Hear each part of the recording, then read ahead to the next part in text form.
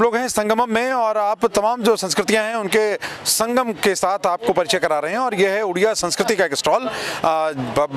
जगन्नाथ भगवान के पुरी में दर्शन के लिए बहुत से लोग जाते हैं और केवल पुरी जगन्नाथ जी के लिए ही नहीं बल्कि अपनी संस्कृति के लिए जाना भी जाता है और उसके लिए पहचान के लिए उनके जो पकवान हैं वो भी आज यहाँ स्टॉल पर लगाए गए हैं। उनसे परिचय करेंगे। हमारे साथ डॉक्टर डी आर साहू हैं जो कि समाजशास्त्र के प्राध्यापक हैं, प्रोफेसर हैं और साथ में HOD भी हैं। और आप न केवल समाजशास्त्रीय अध्ययन करते हैं बल्कि अपने समाज का प्रतिनिधित्व भी करते हैं और आप भी उड़ीसा से आते हैं। तो बताएं डॉक्टर साहू, क्या पहचान है उड़ीसा समाज की? देखिए, उत्तर प्रदेश के लखनऊ शहर में हम लोग करीब 94 से एक उड़िया समाज के रूप में हम लोगों की संस्था है और उस संस्था के साथ साथ हम लोग उत्कल दिवस और बहुत सारे सांस्कृतिक कार्यक्रम यहाँ करते हैं और उसमें बहुत सारे उड़ीसी की नृत्य, क्लासिकल नृत्य है और साथ ही साथ उड़ीसा जो है काफ़ी हद तक जाना जाता है उसकी शिल्प कला और उसकी जो सुंदर से हैंडलूम साड़ियाँ जो है उसकी वजह से जाने जाते हैं। और जैसे कोणार्क है और जो जगन्नाथ टेम्पल का जो आर्किटेक्चर है वो एक अलग है, इसीलिए उड़ीसा की खान पान भी एक अलग है जिसमें रसगुल्ला जो को हम कहते हैं वो एक पेटेंट हमको उड़ीसा को GI टैग मिला है उड़िया लोगों का, क्योंकि वो पुराने ज़माने से 12वीं सेंचुरी से जगन्नाथ मंदिर में ये प्रसाद के रूप में दिया जाता है। और वो रसगुल्ला की वजह से, हालांकि बंगाल भी कहते हैं कि हमारा है, लेकिन एक्चुअली GI टैग बहुत विवाद के बाद हम लोगों को मिला।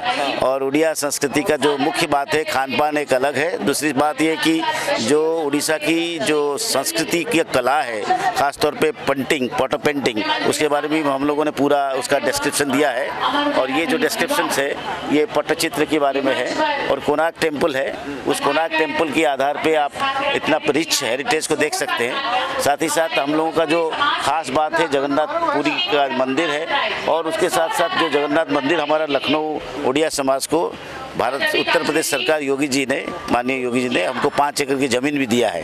तो इसका कार्यक्रम शुरू हो रहा है जिससे कि उड़ीसा की संस्कृति को आगे बढ़ाने के लिए लखनऊ शहर में एक भव्य जगन्नाथ मंदिर बनने जा रहा है। बहुत बहुत शुभकामनाएं आपको, महत्वपूर्ण प्रयास है। और आइए आपको दिखाते हैं कि भगवान जगन्नाथ का प्रसाद कैसा चढ़ाया जाता है और वो कैसे बनता है।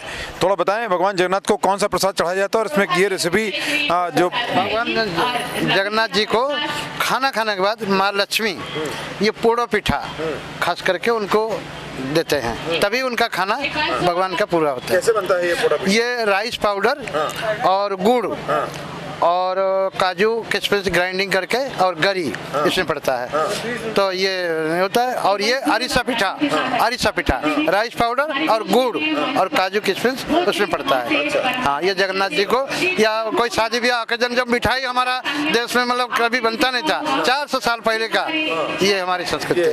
जी जी, ये आलू दम और दही बड़ा जी, ये दही बड़ा आलू दम और ये कॉम्बिनेशन मट्ठा इसके साथ और मसाला, ये मतलब उड़ीसा के फेमस डिशेस में है।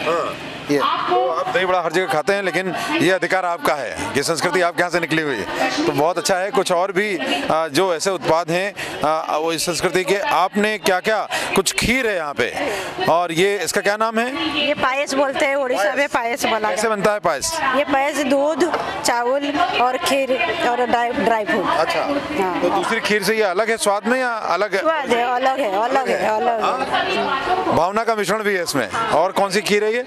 ये खीर नहीं है, ये काकरा पिठा। अच्छा, ये कैसे बनता है? ये सूजी का, सूजी में बनता है, सूजी में स्टफिंग दिया जाता है नारियल का। क्या बात है। तो ये अलग अलग है, देखिए अलग अलग उत्पाद हो सकते हैं, उनके स्वरूप बदलते हैं, उनके रंगत बदलती है, उनके तौर तरीके भी बनाने के बदलते हैं और रेसिपीज बदलती हैं, तो स्वाद तो बदलता ही है। और जब स्वाद बदलता है तो वो आपको दिल से जोड़ता है उस संस्कृति के रहने वालों के साथ, उनकी भावनाओं के साथ, उनकी परंपराओं के साथ। और परंपराएं अपने आप में एक पहचान है भारत की और उन परंपराओं के पीछे एक विज्ञान है और उस विज्ञान से जुड़ना ज़रूरी है। और अगर ऐसा आप करना चाहते हैं तो ज़रूर आप पहुँचिए उड़ीसा और पुरी में, आप भगवान जगन्नाथ के दर्शन भी कीजिए, उनका प्रसाद भी पाइए और साथ में उड़िया लोगों के परिवार के साथ मिलिए और उनके साथ जो भोजन है वो उनकी परंपरा के साथ पाएंगे।